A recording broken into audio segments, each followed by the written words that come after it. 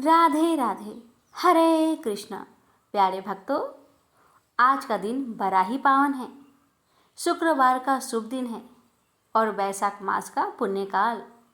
भक्तों, आज वैशाख महात्म्य कथा शुरू करने से पहले मैं आप सभी को संतोषी माता की महिमा व कथा सुनेंगे और उसके बाद वैशाख महात्म्य की दिव्य कथा का श्रवण करेंगे।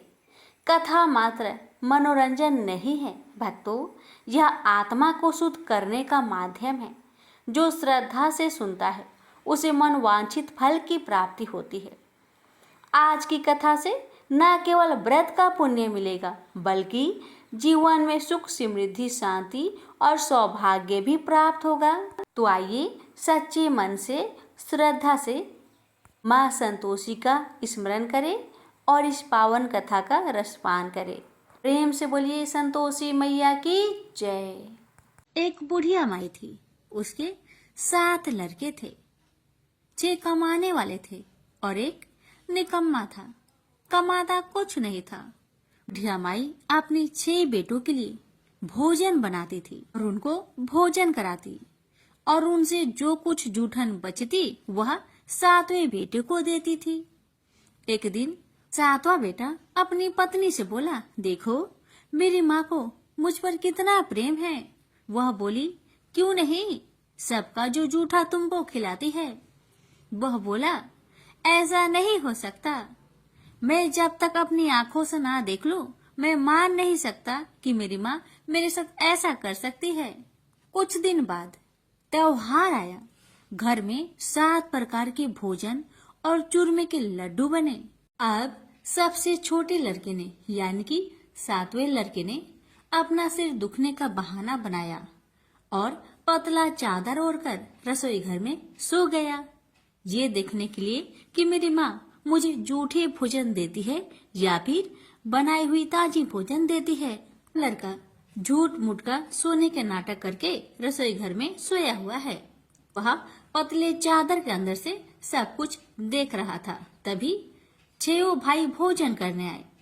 उसने देखा माँ ने उनके लिए सुंदर आसन बिछाया, नाना प्रकार की रसोई परोसी और आग्रह करके उन्हें जिमाया और वह देखता रहा। तब 6 भाइयों ने भोजन करके उठा। तब माँ ने क्या किया कि उनकी बची हुई भोजन, जूठी भोजन थालियों में से इकट्ठा करके सभी लड्डुओं के टुकड़ों को उठाकर एक लड्डू बनाया और सभी जूठन को साफ करके बुढ़िया ने अपने सबसे छोटे लड़के को पुकारा, बेटा 6 भाई भोजन करके चले गए, अब तू ही बाकी है, उठ और खाना खा ले। तब वह बेटा कहने लगा, माँ मुझे आज भूख नहीं लगा है, मुझे भोजन नहीं करना, मैं अब जहाँ नहीं रहूंगा, मैं परदेश चला जाऊंगा। अपने बेटे की बातें सुन माँ ने कहा, बेटा तू कल जाना चाहता है ना, कल क्यों जाएगा, तुम आज ही चला जा। तब बेटा बोला, हाँ माँ मैं आज ही चला जा रहा हूँ। यह कहकर वह घर से निकल गया। चलते समय पत्नी की याद आई। वह गौशाला में उपले थाप रही थी। वहां जाकर वह बोला, हम जावे परदेश, आवेंगे कुछ काल, तुम रहियो संतोष से, धर्म अपनो पाल। पत्नी बोली, जाओ पिया आनंद से, हमरो सोच हटाए, राम भरोसे हम रहे, ईश्वर तुम्हें सहाय। 2 निशानी आपन, देख धरो में धीर, सुधी मती हमारी, बिसारियो रखियो मन गंभीर। पति बोला, मेरे पास तो कुछ नहीं, यह अंगूठी है, सुले और अपनी कुछ निशानी मुझे भी दे। पत्नी बोली, मेरे पास क्या है, यह गोबर से भरा हाथ। यह कहकर पति की पीठ पर गोबर के हाथ की थाप मार दी। अब पति चल दिया। चलते चलते दूर देश पहुंचा। वहां एक साहूकार की दुकान थी। वहां जाकर कहने लगा, भाई मुझे नौकरी पर रख लो। साहूकार को जरूरत थी तो वह बोला, रह जाओ। लड़के ने पूछा, तनख्वाह क्या दोगे? तो साहूकार ने कहा, तुम्हारा काम देखकर तब हम दाम देंगे। साहूकार की नौकरी मिली। वह सुबह 7 बजे से 10 बजे तक नौकरी करने लगा। कुछ दिनों में दुकान का सारा लेन देन, हिसाब किताब, ग्राहकों को माल बेचना, सारा काम करने लगा। साहूकार के 7-8 नौकर थे, वे सब चक्कर खाने लगे। यह तो बहुत होशियार बन गया है। सेठ ने भी काम देखा और 3 महीने में ही उसे आधे मुनाफे का हिस्सेदार बना लिया। वह कुछ वर्ष में ही नामी सेठ बन गया और मालिक सारा कारोबार उस पर छोड़कर चला गया। इधर पति की अनुपस्थिति में उसकी पत्नी को सास ससुर दुख देने लगे। सारी गृहस्थी का काम करा के उसे लकड़ी लेने जंगल में भेजते हैं। इस बीच घर के आटे से जो भूसी निकलती उसकी रोटी बनाकर रख दी जाती और उसके साथ ही फूटे नारियल की नारेली में पानी। एक दिन वह लकड़ी लेने जा रही थी। रास्ते में बहुत सी स्त्रियां संतोषी माता की व्रत करते दिखाई दी। वह लड़की खड़ी होकर कथा सुनने लगी और पूछा, बहनों, तुम किस देवता की व्रत करती हो और उसके करने से क्या फल मिलता है? यदि तुम इस व्रत का विधान मुझे समझाकर कहोगी तो मैं तुम्हारा बड़ा एहसान मानूंगी। तब उनमें से एक स्त्री बोली, सुनो बहन, यह संतोषी माता का व्रत है। इसके करने से निर्धनता, दरिद्रता का नाश होता है और जो कुछ मन में कामना हो सब संतोषी माता की कृपा से पूरी होती है। तब उसने उससे व्रत की विधि पूछी। वह भक्तिनी स्त्री बोली, 1.25 आने का गुड़ चना लेना, इच्छा हो तो 5.25 आने का लेना या फिर 1.25 रुपए का भी सहूलियत के अनुसार लाना। बिना परेशानी और श्रद्धा व प्रेम से जितना भी बन पड़े सवाया लेना। प्रत्येक शुक्रवार को निराहार रहकर कथा सुनना। इसके बीच कर्म टूटे नहीं, लगातार नियम पालन करते रहना। सुनने वाला कोई ना मिले तो घी का दीपक जला उसके आगे या जल के पात्र के सामने रखकर कथा कहना। जब कार्य सिद्ध ना हो नियम का पालन करना और कार्य सिद्ध हो जाने पर व्रत का उद्यापन करना। 3 मास में माता फल पूरा करती है। यदि किसी के ग्रह खोटे भी हो तो भी माता वर्ष भर में कार्य सिद्ध करती है। फल सिद्ध होने पर उद्यापन कर लेना चाहिए, बीच में नहीं। उद्यापन में 2.5 सेर आटे का खाजा तथा इसी परिमाण में खीर तथा चने का साग करना। 8 लड़कों को भोजन कराना। जहाँ तक मिले देवर, जेठ, भाई बंधु के हो, न मिले तो रिश्तेदारों और पास पड़ोसियों को बुलाना।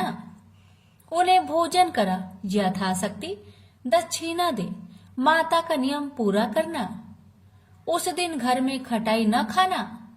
यह सुन बुढ़िया माई के लड़के की बहू चल दी। रास्ते में लकड़ी की बोझ को बेच दिया और उन पैसों से गुड़ चना ले माता की व्रत की तैयारी कर आगे चली और सामने मंदिर देखकर पूछने लगी, यह मंदिर किसका है? सब कहने लगे, संतोषी माता का मंदिर है। यह सुनकर माता के मंदिर में जाकर चरणों में लौटने लगी। दीन हो विनती करने लगी, माँ, मैं निपट अज्ञानी हूँ, व्रत के कुछ भी नियम नहीं जानती, मैं दुखी हूँ। हे माँ, जगत जननी, मेरा दुख दूर कर, मैं तेरी शरण में आई हूँ। माता को दया आई।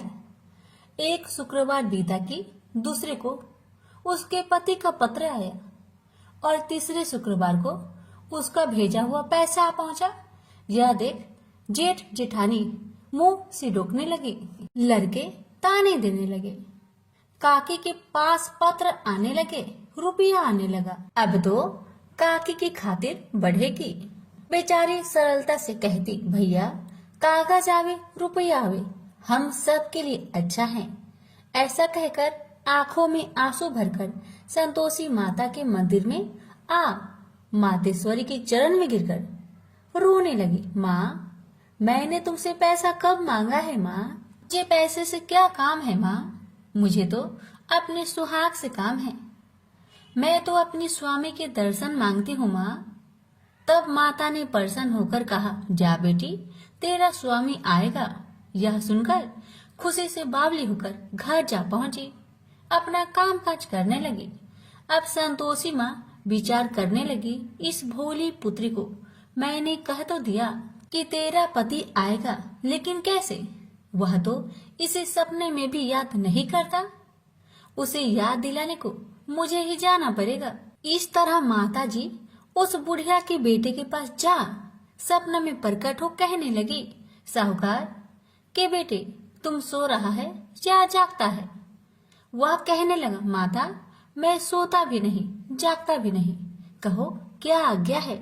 माता कहने लगी, तेरे घर बार कुछ है कि नहीं? वह बोला, मेरे पास सब कुछ है माँ, माँ बाप है, पत्नी है, क्या कमी है माँ? माँ बोली, भोले पुत्र, तेरी पत्नी घोर कष्ट उठा रही है, तेरे माँ बाप उसे परेशान कर रहे हैं, वह तेरे लिए तरस रही है, तू उसकी सुधि ले। वह बोला, हाँ माता जी, यह तो मालूम है, परंतु जाऊं तो कैसे? परदेश की बात है, लेन देन का कोई हिसाब नहीं है, कोई जाने का रास्ता भी नहीं आता, कैसे चला जाऊं?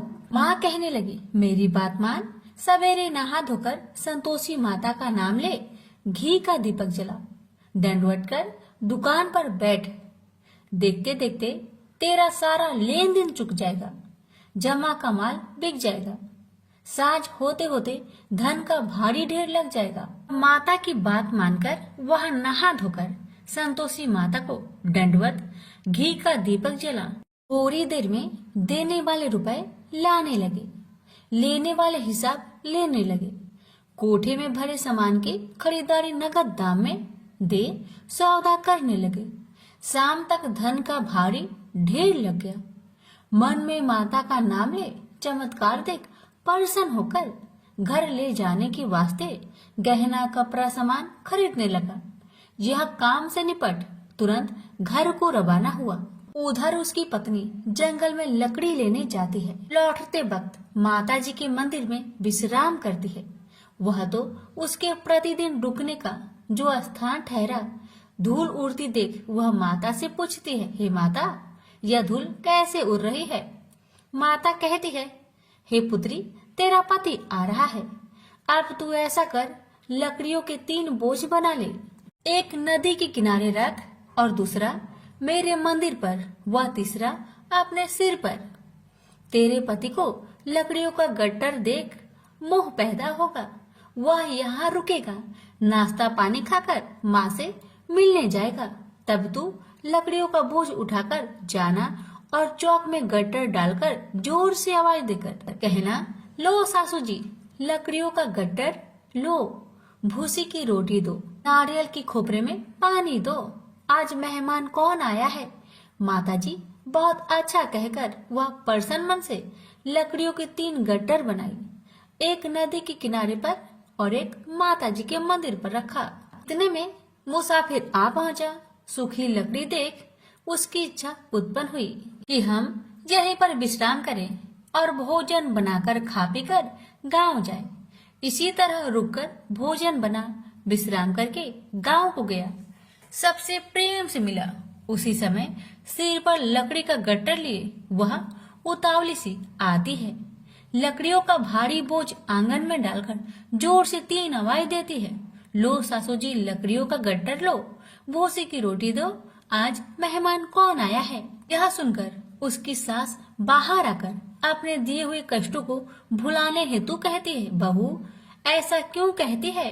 तेरा मालिक ही तो आया है, आ बैठ, मीठा भात खा, भोजन कर, कपड़े पहन, गहने पहन।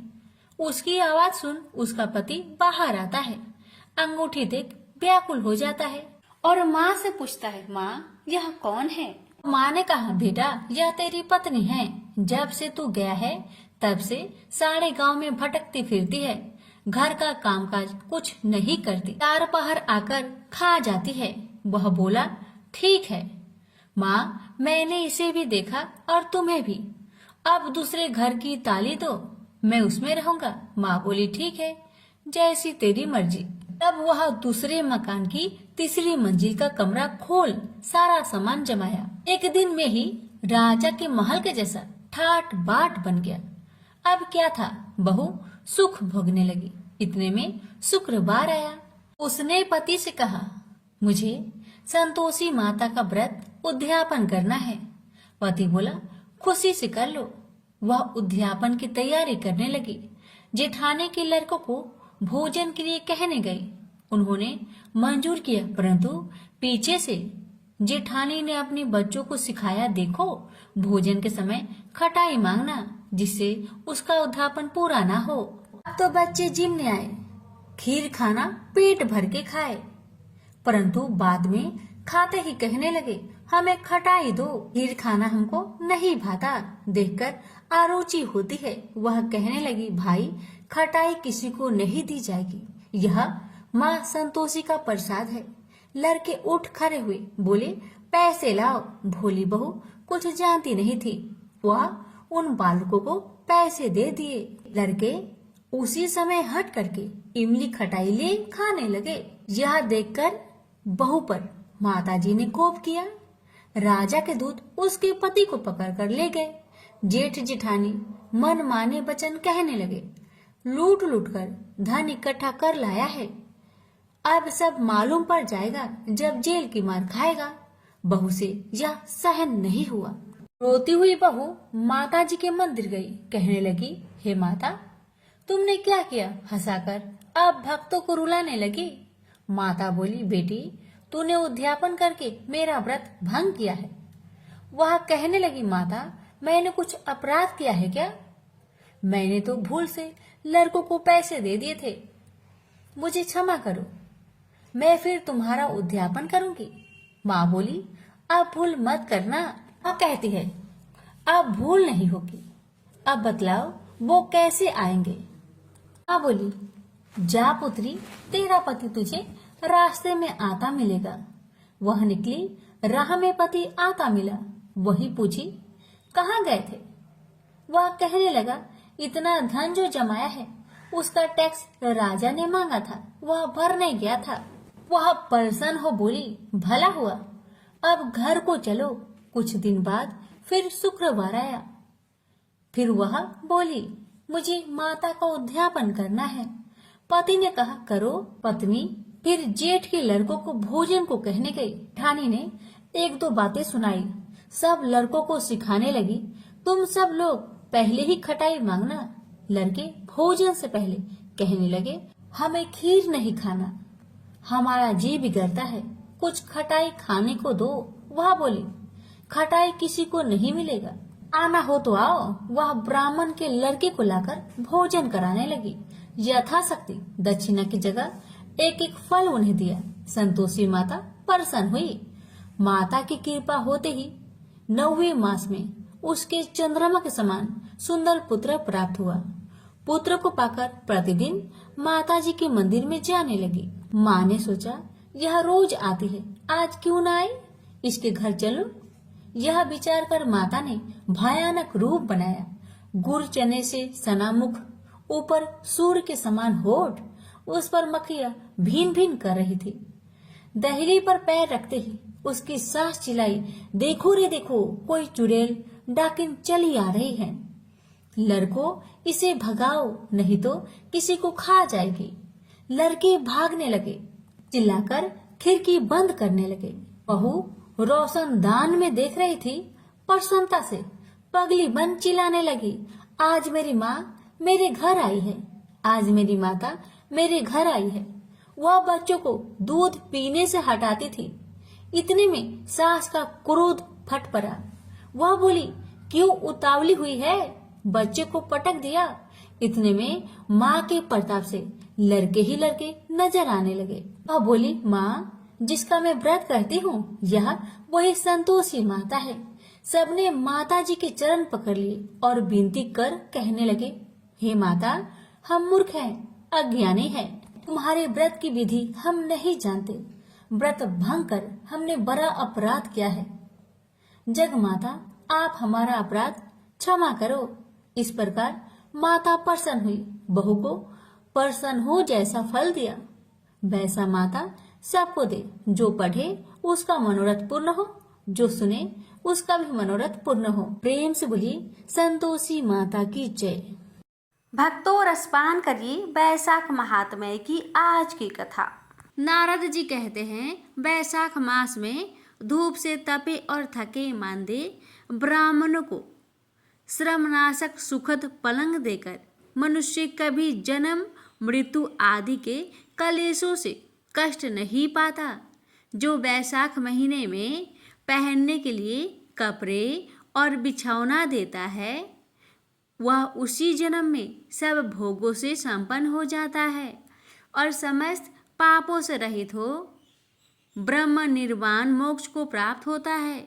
जो तिनके की बनी हुई या अन्य खजूर आदि के पत्तों की बनी हुई चटाई दान करता है, उसकी उस चटाई पर साक्षात भगवान विष्णु शयन करते हैं।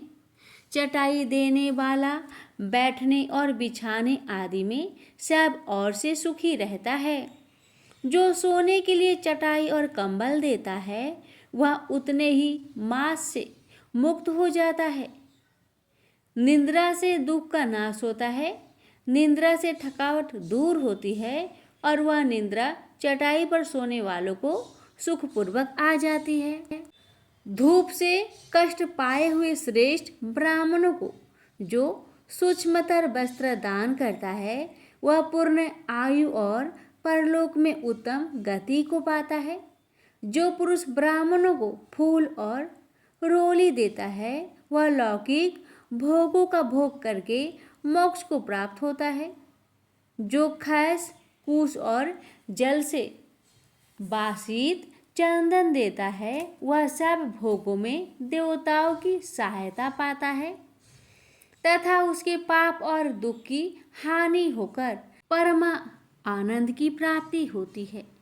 बैसाख के धर्म को जानने वाला जो पुरुष गोरेचन और कस्तूरी का दान करता है, वह तीनों तपों से मुक्त होकर परम शांति को प्राप्त होता है। जो विश्रामशाला बनवाकर प्याऊ सहित ब्राह्मणों को दान करता है, वह लोगों का अधिपति होता है। जो सड़क के किनारे बगीचा, पोखरा, कुआं और मंडप बनवाता है, वह धर्मात्मा है। उसे पुत्रों की क्या आवश्यकता है। उत्तम शास्त्र का श्रवण, तीर्थ यात्रा, सत्संग, जलदान, अन्नदान, पीपल का वृक्ष लगाना तथा पुत्र, इन सातों के विज्ञ पुरुष संतान मानते हैं।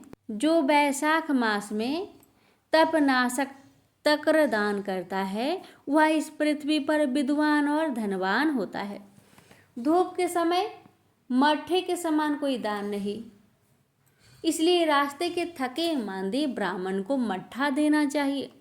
जो बैसाख मास में धूप की शांति के लिए दही और खार दान करता है तथा विष्णुप्रिया बैसाख मास में जो स्वच्छ चावल देता है, वह पूर्ण आयु और संपूर्ण यज्ञों का फल पाता है।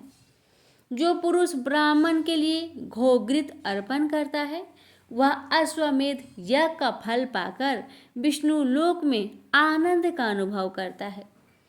जो दिन के ताप की शांति के लिए स्वयं काल में ब्राह्मण को ऊख दान करता है, उसको अक्षय पुण्य की प्राप्ति होती है। जो बैसाख मास में शाम को ब्राह्मण के लिए फल और शरबत देता है, उससे उसके पितरों को निश्चय ही अमृत पान का अवसर मिलता है। जो बैसाख के महीने में पके हुए आम के फल के साथ शरबत देता है, उसके सारे पाप निश्चय ही नष्ट हो जाते हैं। जो बैसाख की अमावस्या को पितरों के उद्देश्य से कस्तूरी, कपूर, बेला और खस की सुगंध से बासित शरबत से भरा हुआ घड़ा दान करता है, वह 96 घड़ा दान करने का पुण्य पाता है।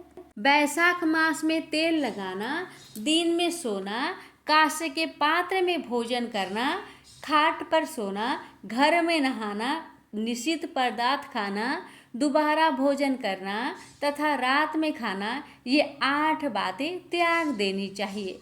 जो बैसाख मास में व्रत का पालन करने वाला पुरुष पद्म पत्ते में भोजन करता है वह सब पापों से मुक्त हो विष्णु लोक में जाता है।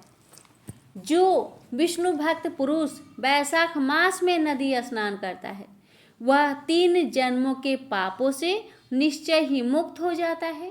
जो प्रातःकाल सूर्य उदय के समय किसी समुद्री गामिनी नदी में वैशाख स्नान करता है वह 7 जन्मों के पाप से तत्काल छूट जाता है। जो मनुष्य 7 गंगाओं में किसी में भी उष्ण काल में स्नान करता है वह करोड़ों जन्मों में उपार्जित किए हुए पाप से निसंदेह मुक्त हो जाता है। जाह्नवी यानी गंगा, वृद्ध गंगा, गोदावरी, कालिंदी, यमुना, सरस्वती, कावेरी, नर्मदा और बेनी ये 7 गंगाएं कहीं गई है। वैशाख मास आने पर जो प्रातःकाल बावलियों में स्नान करता है उसके महापातकों को नाश हो जाता है। कंद, मूल, फल, शाक, नमक, गुड़, बैर, पत्र, जल और तक्र जो भी वैशाख मास में दिया जाए वह सब अक्षय होता है। ब्रह्म आदि देवता भी बिना दिए हुए कोई वस्तु नहीं पाते। जो दान से हीन है वह निर्धन होता है। अतः सुख की इच्छा रखने वाले पुरुष को वैशाख मास में अवश्य दान करना चाहिए। सूर्य देव के मेष राशि में स्थित होने पर भगवान विष्णु के उद्देश्य से अवश्य ही प्रातःकाल स्नान करके भगवान विष्णु की पूजा करनी चाहिए। कोई महिरथ नामक एक राजा था जो कामनाओं में आसक्त और अजितेंद्रिय था। वह केवल वैशाख स्नान के सुयोग से स्वतः बैकुंठ धाम को चला गया। वैशाख मास के देवता भगवान मधुसूदन है, अतएव वह सफल मास है। वैशाख मास में भगवान की प्रार्थना का मंत्र इस प्रकार है। हे मधुसूदन, हे देवेश्वर माधव, मैं मेष राशि में सूर्य के स्थित होने पर वैशाख मास में प्रातः स्नान करूंगी। आप इसे निर्विघ्न पूर्ण कीजिए। तत्पश्चात निम्नांकित अर्घ्य प्रदान करें। सूर्य के मेष राशि पर स्थित रहते हुए वैशाख मास में प्रातः स्नान के नियम में संलग्न होकर मैं आपको अर्घ्य देती हूँ। मधुसूदन, इसे ग्रहण कीजिए। इस प्रकार अर्घ्य समर्पण करके स्नान करें। फिर वस्त्रों को पहनकर संध्या तर्पण आदि सब कर्मों को पूरा करके वैशाख मास में विकसित होने वाले पुष्पों से भगवान विष्णु की पूजा करें। उसके बाद वैशाख मास के महात्म्य को सूचित करने वाली भगवान विष्णु की कथा सुने। ऐसा करने से कोटि जन्मों के पापों से मुक्त होकर मनुष्य मोक्ष को प्राप्त होता है। यह शरीर अपने अधीन है, जल भी अपने अधीन है, साथ ही अपनी जीवा भी अपने बस में है। अतः इस स्वाधीन शरीर से स्वाधीन जल में स्नान करके स्वाधीन जीवा से हरि इन 2 अक्षरों का उच्चारण करें। जो वैशाख मास में तुलसी दल से भगवान विष्णु का पूजा करता है वह विष्णु की सायुज्य मुक्ति को पाता है। अतः अनेक प्रकार के भक्ति मार्ग से तथा भांति भांति के व्रतों द्वारा भगवान विष्णु की सेवा तथा उनके सगुण या निर्गुण स्वरूप का अनन्य चित्त से ध्यान करना चाहिए। प्रेम से बोलिए जय श्री हरि। आज के लिए यहीं तक। कल की कथा सुनने के लिए चैनल को सब्सक्राइब अवश्य कीजिएगा। जय श्री हरि। भगवान इस पावन कथा को श्रद्धा पूर्वक सुनने वाले भक्तों की हर मनोकामना को पूर्ण करे। जय श्री हरि। लापसी तपसी की कथा। एक लापसी था, एक तपसी था। तपसी हमेशा भगवान की तपस्या में लीन रहता था। लापसी रोजाना 1.25 सेर की लापसी बनाकर भगवान का भोग लगाकर जीम लेता था। एक दिन दोनों लड़ने लगे। लप्सी बोला, मैं रोज भगवान की तपस्या करता हूँ, इसलिए मैं बड़ा हूँ। लप्सी बोला कि मैं रोज भगवान को सवा सेर लापसी का भोग लगाता हूँ, इसलिए मैं बड़ा हूँ। नारद जी वहां से गुजर रहे थे। दोनों को लड़ता देखकर उनसे पूछा कि क्यों तुम लड़ रहे हो। लप्सी ने खुद को बड़ा होने का कारण बताया और तपसी ने अपना कारण बताया। नारद जी बोले, तुम्हारा फैसला मैं कर दूंगा। दूसरे दिन लप्सी और तपसी नहाकर अपनी रोज की भक्ति करने आए तो नारद जी ने छुपकर 1.25 करोड़ की एक एक अंगूठी उन दोनों के आगे रख दी। तपसी की नजर जब अंगूठी पर पड़ी तो उसने चुपचाप अंगूठी उठाकर अपने नीचे दबा ली। लप्सी की नजर अंगूठी पर पड़ी लेकिन उसने ध्यान नहीं दिया। भगवान को भोग लगाकर लापसी खाने लगा। नारद जी सामने आए तो दोनों ने पूछा कि कौन बड़ा, तो नारद जी ने तपसी को खड़ा होने को कहा। वो खड़ा हुआ तो उसके नीचे दबी अंगूठी दिखाई पड़ी। नारद जी ने तपसी से कहा, तपस्या करने के बाद भी तुम्हारी चोरी करने की आदत नहीं गई, इसलिए लप्सी बड़ा है और तुम्हें तुम्हारी तपस्या का कोई भी फल नहीं मिलेगा। तपसी शर्मिंदा होकर माफी मांगने लगा। उसने नारद जी से पूछा, मुझे मेरी तपस्या का फल कैसे मिलेगा? नारद जी ने कहा, यदि कोई गाय और कुत्ते की रोटी नहीं बनाएगा तो फल तुझे मिलेगा। यदि कोई ब्राह्मण को भोजन करवाकर दक्षिणा नहीं देगा तो फल तुझे मिलेगा। यदि कोई साड़ी के साथ ब्लाउज नहीं देगा तो फल तुझे मिलेगा।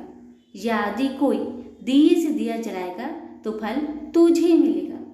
यदि कोई सारी कहानी सुने लेकिन तुम्हारी कहानी नहीं सुने तो फल तुझे मिलेगा।